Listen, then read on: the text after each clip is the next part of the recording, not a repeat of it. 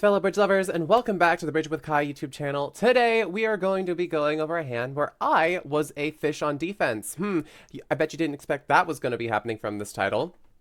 The thing is that I was a fishy defender in this case where I was playing in the NABC Plus pairs with Drew Cavalier. He did fine on this one. I didn't really do fine on this one at all. I just completely gave away a contract to two NABC champions, Ami Zamir and Dror Pedon.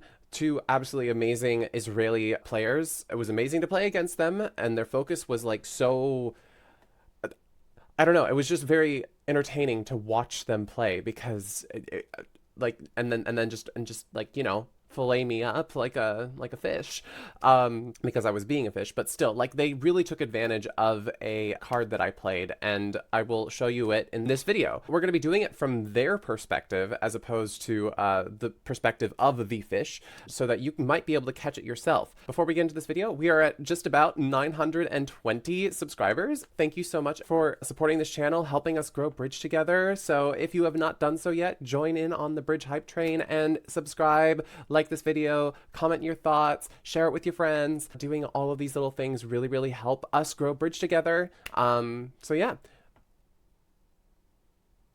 You thought I froze? Okay, it's just because you hadn't subscribed yet. Okay, let's move on. Let's get into this hand. All right, so here we are. Let's get into the auction. So the auction starts one heart from Drew, pass from North, pass from me, and then one no trump from Ami, which is a balancing no trump. You're like, whoa, they're crazy. They're bidding one no trump on a 12 count. This is what we call a balancing no trump.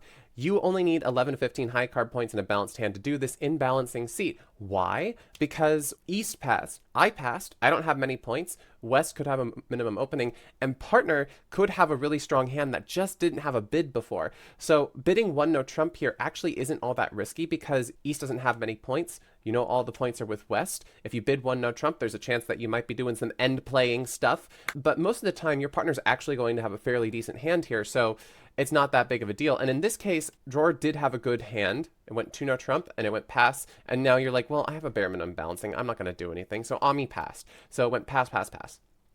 And now you get the heart opening lead. And this is your hand.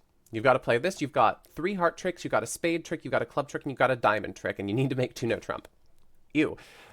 So I can't tell you exactly what Ami was thinking. But I see that I have 6 tricks. I need 2 more in order to make, but of course, you know, it's match points. We're going to continue to try to make more tricks on top of that. So I see clubs and spades both as potential sources of tricks here. So I believe how the play continues, it went 10, jack, and then king. And then Ami was like, I'm going to start setting up my spades. It went spade. And then Drew put in the king of spades, which per our agreements, we would split top from 2 honors and low from 3 honors. So it seems pretty clear that this is a very common place for Drew to split here so that he ensures that he is going to be getting his queen of spades. And I'm pretty sure that Ami noticed this. If Ami didn't notice this, I'm sorry, but I'm pretty sure that he did. It's a very common idea. At this point, Ami knows that East, myself, had the jack of hearts, and Drew, lefty, has the king queen of spades. And we continued with a club, and then I thought for a while in this position, and then I played the 9 of clubs. What does that mean to you? I think it kind of gives away the entire club position personally.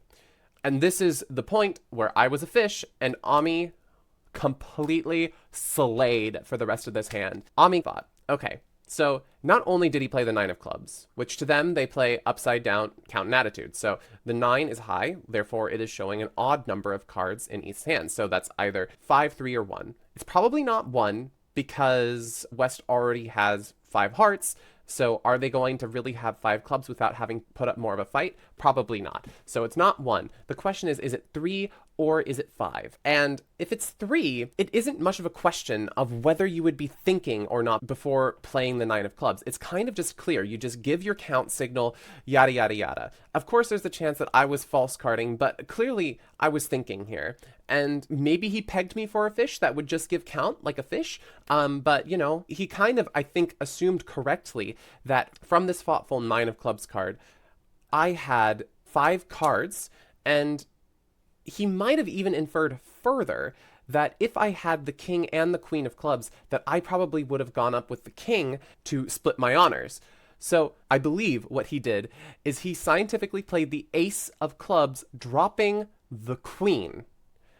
He knew that at this point, because of this nine of clubs, West had a singleton honor, whatever it was. And that was what that think nine meant. Great.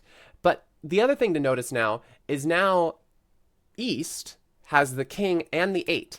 And you hold the 10, 7, and 6 and Jack. So not only did the 9 kind of give away the position of the clubs, now you can even finesse East's 8. And that's exactly what's going to happen in a moment. It went spade to the queen and Jack, and now Drew played a heart to try to continue to set up his hearts. And now it goes club. And now East is in an impossible position. If they play the king like I did, now the clubs are set up. You have an entry back through the heart. And the reason why I did play a club here was like, okay, maybe Drew has 6 hearts and they won't have another heart, and therefore they don't have an entry back up to the west hand. So I was thinking, okay, maybe I can just block the clubs. By playing the king, they're not going to have another heart, and then they're going to have to play out diamonds eventually. That's why I decided not to play low. But the thing is, if I now play low instead, they can just play low, and now they can play another club, just continuing to take away my cards. So I just completely blew out this club suit, and from this point on, all I can do is return a diamond. But the damage has been done. They already have their tricks because I told them exactly what was happening in this club suit. So it just continued heart to the queen, and now you make 3 with absolutely ridiculousness. Like, I mean, I don't even think that I should even be signaling with the 9. I was just like, you know what, it's good. I had this thought in my head, you know, it's good to give clear count signals. And sure, the 5 of clubs is not a clear odd count signal. However, if I just play the 5 smoothly, Ami cannot find this play so easily. If he just plays the Jack, now, according to this, you're down because you took a trick that you otherwise would not have needed to. If I had just played low and it goes like this, and Ami, for some reason, like the club suit doesn't work. I just cover with the king, boom, and now I have the club tricks, not you. If you just play low, I put in the 8, and boom, once again, I have the club tricks, not you. So I could have... Sure, the 5 is not a lie, but it's not clear. And I thought that I was going to be clear. But thinking and being clear makes it so unbelievably easy for you to get filleted by a fish like you are. So I'm being mean to myself. But this is just like a very interesting thing where you want to do the proper signal. You want to help partner. Technically, the 5 isn't a lie, but the fact that you thought just gives away the entire situation here. And who knows, maybe I'm tunnel visioning, but this is exactly what I was thinking when I played that 9 after thinking, I'm like, Ami's going to get this right. He's going to kill me. That I'm going to be dead. And dead I was. This was an absolutely atrocious board. I think it was like a 2%. It was bad. But it was fun to watch Ami playing this one. If you have any other thoughts, let me know in the comment section down below. I always love reading your comments. Shout out to Ami and Dror and Drew for being featured in this video. Really, really well played. When the dummy came down, I was like, no way, man. This is going to go so down. I was like, there is no way this is going to make. And then they made it with an over trick because they're just that good. So let me know your thoughts in the comments. And yeah, that's it, everyone. I will see you all in the next video. Keep on bridging, everybody. Bye!